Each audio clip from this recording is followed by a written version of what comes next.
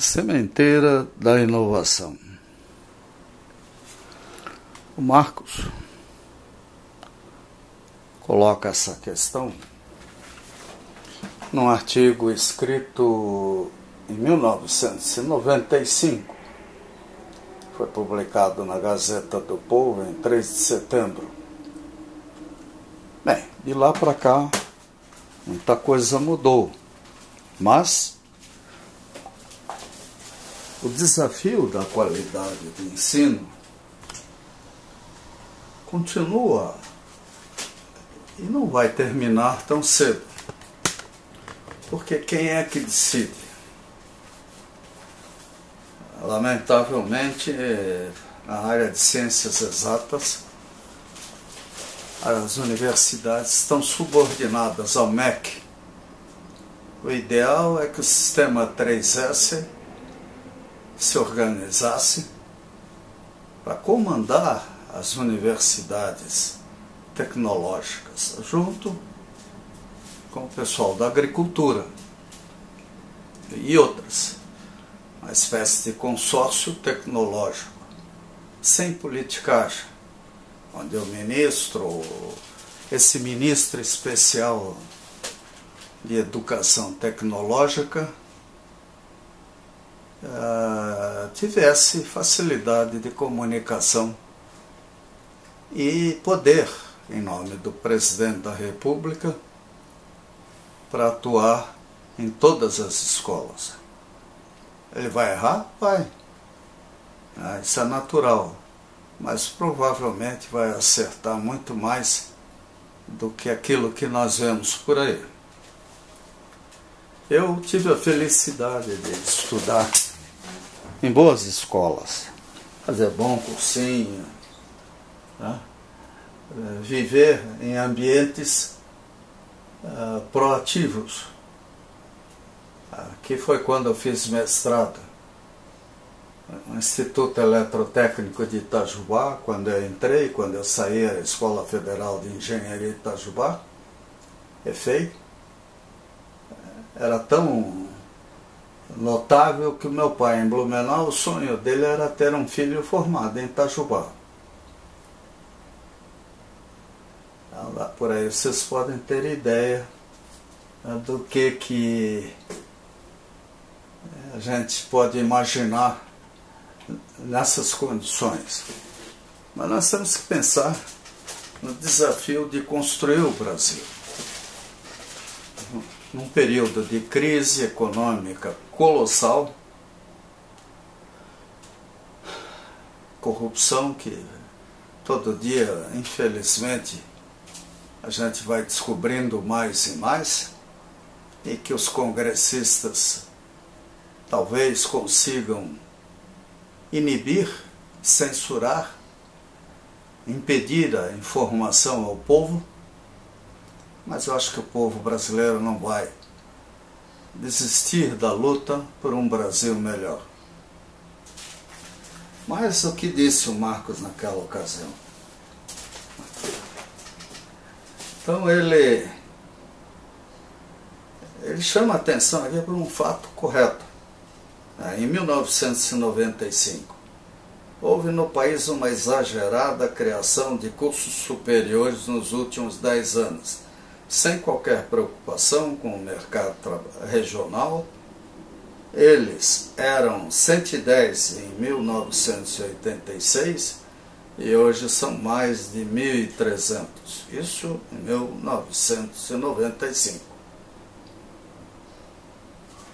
A graduação no Brasil apresenta 2/3 de matriculados em ciências humanas e sociais e somente o terço restante nas áreas ditas hard, engenharias, matemática, informática, etc. É mais de 1.150.000 alunos universitários na graduação, apenas 150.000 estão ou estavam nas engenharias. Daí se formarem muito poucos profissionais que poderiam encaminhar-se para o desenvolvimento de nossa ciência e tecnologia. Bem, a faculdade do GIS, como dizia um amigo meu, é infinitamente mais barata do que a tecnológica. E quando é tecnológica, aí você entra e vê aqueles famigerados kits, né, que eles chamam de laboratório. Né? Não é uma coisa concreta, são coisinhas lá que eles enfiam numa sala e dizem que aquilo é laboratório. Felizmente, na área de mecânica isso já é mais difícil, mas na área de engenharia elétrica é complicado. Sem esquecer que um laboratório de engenharia elétrica poderia ser fabuloso se houvesse doação para as escolas de sucata. Teve uma época que eu, na condição de diretor, se não me engano, cheguei até a procurar o professor Joaquim Telêmaco Carneiro. Diretor não era diretor. Para ver a possibilidade de trabalhar para que a Copel doasse a sucata do Atuba, onde era o nosso almoxarifado, para a Universidade Federal do Paraná. E ele consultou a reitoria e a resposta me chocou, né, dando a entender que a universidade não precisava de doações e sucatas. E isso, na minha opinião, foi muito ruim. E a própria Copel, né, o material dela se evaporou. Reguladores, turbinas, equipamentos de comunicação, tudo foi vendido como sucata, principalmente para copelianos, que eu achei lamentável. Assim como a memória fotográfica da Copel, parece que virou propriedade de poucas pessoas. Valeria a pena um dia uma investigação profunda de tudo isso, porque aqui no Paraná nós poderíamos ter um tremendo museu tecnológico na área de geração, transmissão, distribuição, tudo. Simplesmente recuperando e remanuseando o que a Copel substituiu depois por painéis eletrônicos com automação, que também nessa altura já deve estar numa terceira ou quarta geração aí. Então a educação tecnológica, ela não é simples. Pode ser que na área de agricultura seja mais fácil, mais concreta, ela tem cheiro, cor, planta, semeia, por isso a Embrapa também vai longe, né? Agora, na área de engenharia mecânica, elétrica, de comunicações, nós temos que criar ambientes motivadores. Então, o Marcos, ele fica extremamente preocupado com isso, né? E também com a aposentadoria, legal, né?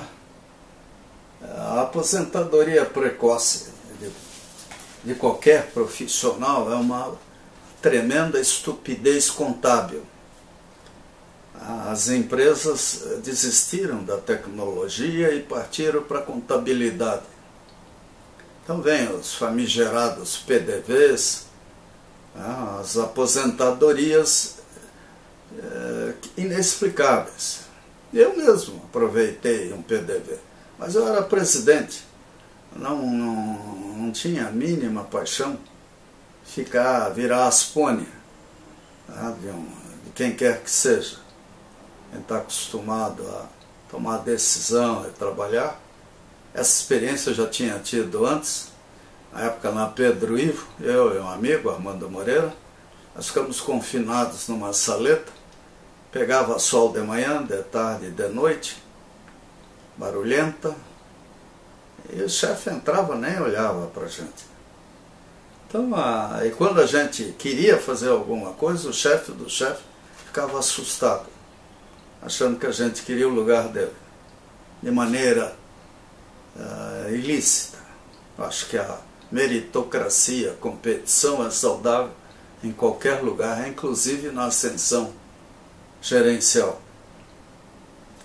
Mas a aposentadoria que finalmente começa a ser discutida, ela vai de um extremo ao outro, né? Isso é meio interessante ver um médico com Alzheimer ou Parkinson fazendo cirurgia, né? O engenheiro nessas condições entrando numa área de alta tensão. E a idade, a partir dos 60 anos principalmente, ela começa a pesar na cabeça. Mas a memória sempre preserva aquilo que é importante. E isso pode ajudar muito os mais novos. Outra coisa que o Marcos aqui destaca, né? A formação em pesquisa e desenvolvimento. O que é pesquisa e desenvolvimento? Como é que se faz? Não é só fazer paper, né? Isso na área de humanas até é bastante compreensível.